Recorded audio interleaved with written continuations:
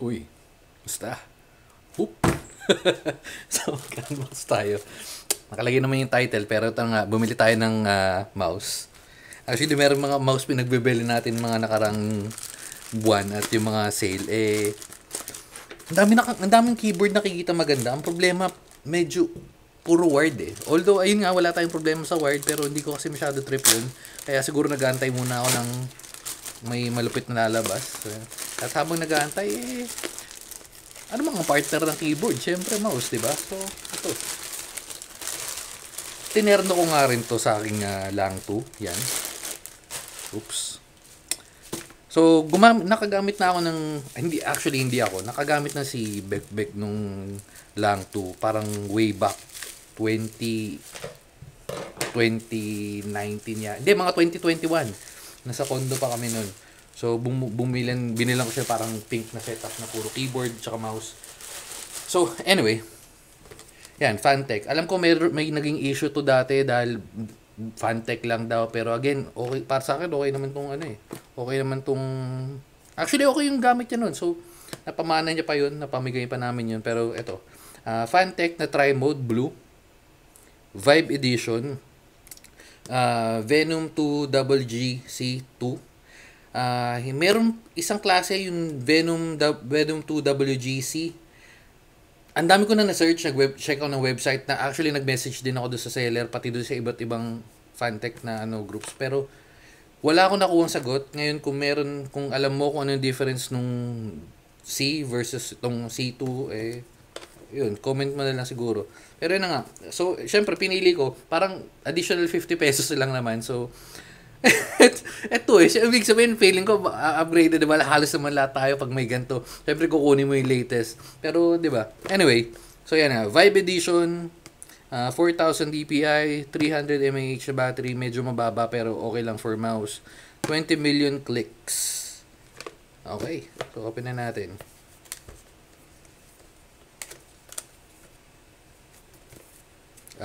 Ayaw niya magpa-open, wait. Medyo naglalabasan yung medyo magaganda yung mga gamit ng Fantech naman, in fairness. May nabash nga. May nabash lang kasi doon para sinasabi nga daw pangit. Pero sa akin all goods naman eh.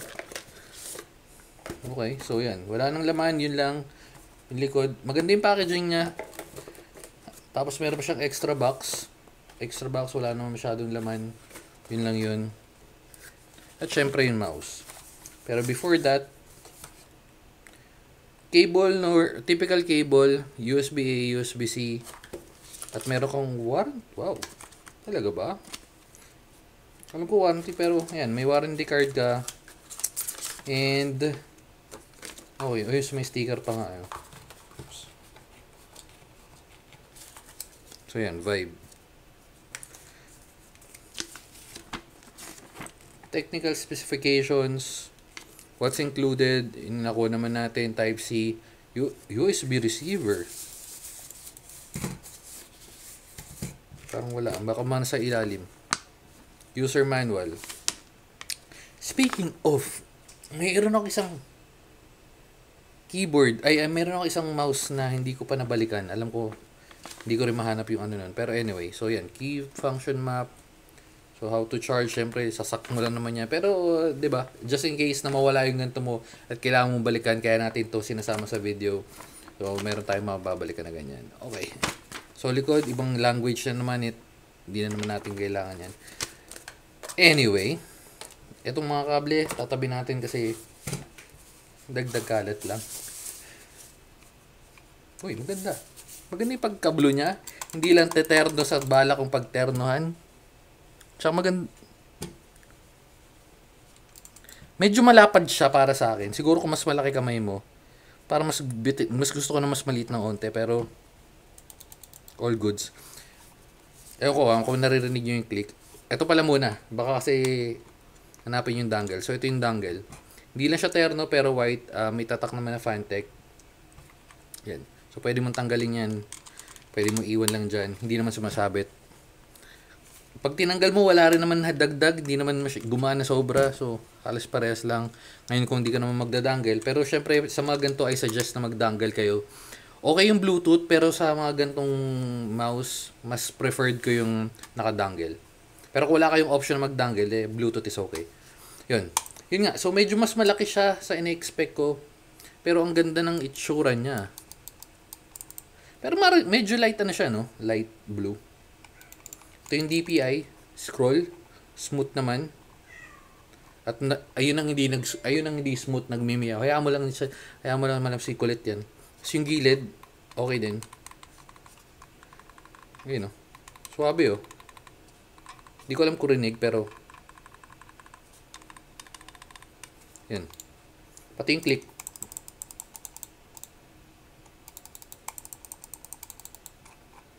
Hindi lang to yung nag-i-scroll na pag ginanon mo, katulad din sa Logitech na dire-diretso, pero nothing big. So, yan, all goods. And then yung port, okay to. Meron lang, syempre, lalo na yung mga ibang cable, ito sakto to eh. Ibang cable na may tatabatong ganito, hindi kakasya yun. So, yan. Pero to standard USB naman to. USB-C, sorry. So, sa ilalim, meron ka yung kinakapitan ng dumi na nilinisan mo. So, yan. Ito rin dito. Tapos, on-off. Okay, wait lang. May napansin akong kakaiba. So, meron siyang off. Meron siyang on. At meron eco. Yung eco, feeling ko na power saver mode siya na nakalagay ba kung dito kung paano. Wala. So, testing anyway, yun sabi ko nga sa inyo, testing ko naman to. Ipa-partner ko nga to do sa langto ko. Kasi medyo nabibigatan na ako do sa Logitech. Yan. Paano ko magko-connect ng Bluetooth? Baka try mode to, alam ko eh. Okay. So, sorry. Ano lang pala, dual lang pala, hindi pala siya try mode. Kala ko try mode. Okay. So, all good. So, anyway, so yun na nga lang. So, on-off mo, on, yan, may ilaw. Ewan kung nakita nyo, may nag-red eh. Ayun, no? So, yung DPI niya, ito, hindi nakikita kung nagpapalit. Kasi yung ibang mouse, di ba makikita mo kung nag-orange, red, green, violet. Ito wala. Yung eco, so, wala naman difference, pero off natin. Hindi umilaw eh. Ayun, no, nag-red. Yung ilaw, nag-on. Anyway, so testing natin. Sakto na charge na yung Steam Deck natin. Kunin ko lang Steam Deck. Bago yun. Siyempre, kailangan muna natin mag-thumbnail. Tabi lang natin to para pagbalik ng Steam Deck, may space tayo. Wait lang. All good, so. Yan. Oops. So, kunin ko muna yung Steam Deck. Wait lang.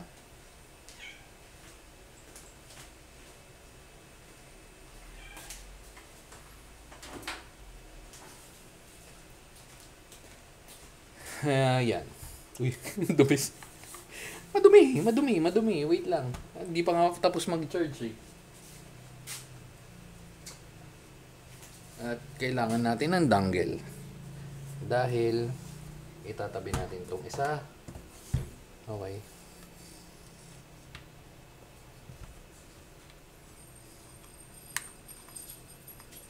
Siyempre testingin natin sa FPS. Lalagay sa Valorant ko dapat testing, pero kasi mas bago yung CSGO, so sa CSGO tayo. Ay, sorry. Okay. Nagpapalit. Okay. Ayun. Ay, ito sasabi ko. Ayun, no. So, pag kita ba? Parang di kita. Ayun. Ayun na naka-green, red, blue, violet. Ito lang di ko alam kung parang hindi natatanggal to. Alam ko yung violet yung pinakamabilis, pero depende yung saan eh. Software. So, sa akin, mag-i-stick. Pinakamabagal tong red.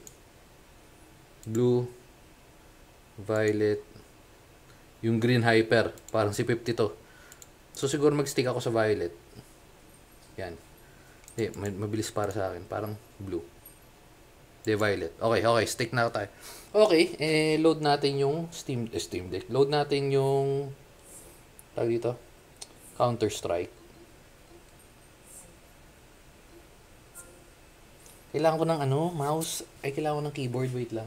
Ito, sakto. Kunin na natin yung keyboard ko. Teka.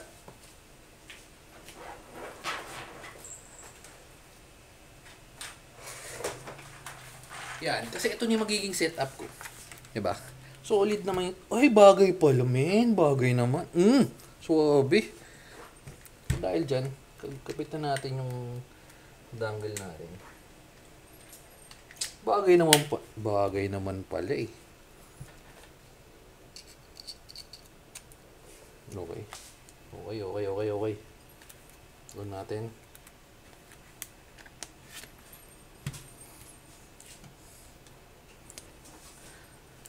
Okay. Play. Pero switch muna natin.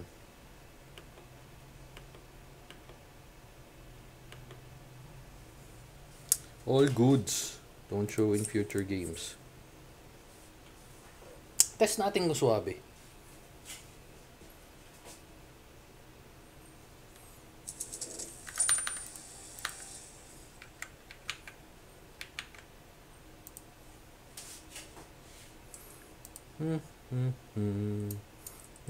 Play.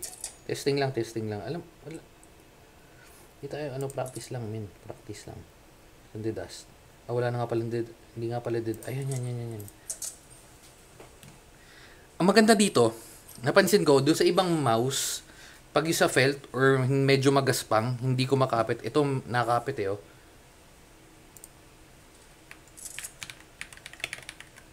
Ang baba ng wait.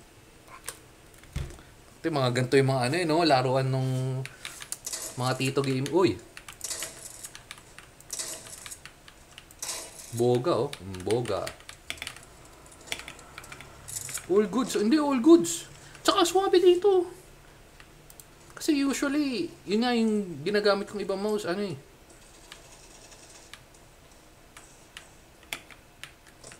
Baka banulang yung play. Oh, anis. Yan sinasabi ko sa inyo. Para ako si Cardo Dalisay niyan. Oh, kung tinatanong nyo may lag ba, and wireless parehas yan. Uy, wait lang kasi nag-explain pa ako na papansin naman yun eh. Pero yun na, napakita nyo naman. Last. Bago, uy, sniper. Sniper no sniping. Uy! Ba't ganun, di natama? Pangit to mouse, men. Bagal yun, teka lang. Dapat nagpalit ako green dapat sa ganito. Green dapat sa sniper. Mabagal yung Teka lang naman. Saan na yun? Ayoko na nga. Hindi, pero smooth siya. So, well sa akin pagka yung normal na barrel, violet, at pagka sniper pwede ka mag-switch ka agad ng DPI. Usually, yun yung maganda. So, alam ko sinabi kong last, pero last na talaga to, promise. Pwede pa tayo mag-chucky dito. Alam niyo ba yung chucky, guys? Yung mga saksakan dati, chucky. Wait lang, chucky. Chucky, men! Chucky, oh. Chucky, nakita nyo yun? Nakita yung chucky. Uy, siya? Naka-CL balat kalabaw. Wait lang. Naka-CL balat kalabaw.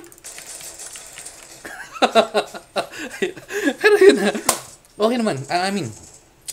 Yun ang tanong, no? Magkano pala to? Wait lang.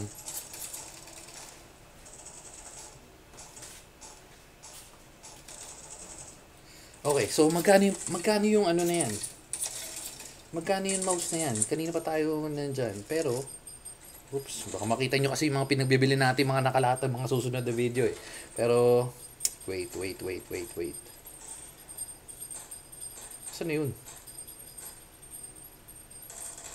Yan. Okay.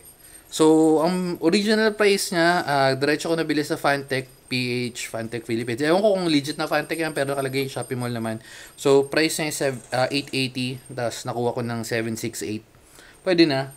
Hindi ganun kalaking discount, pero all goods. So, pero yan, ang gusto ko, yung trip ko ngayon, ito, kita nyo, bagay men, no? Diba? Kita nyo ba yan? Terno. Oh, So, yung mga blue setup dyan, sniper din tayo. Abangis. Yung mga nag-ano ng blue setup dyan, all goods.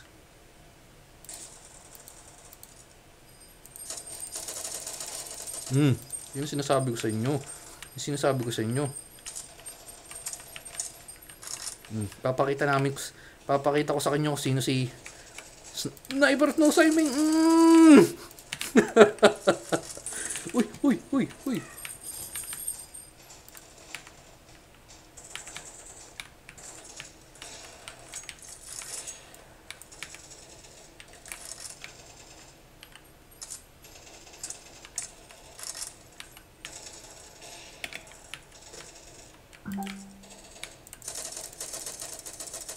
Easy, man.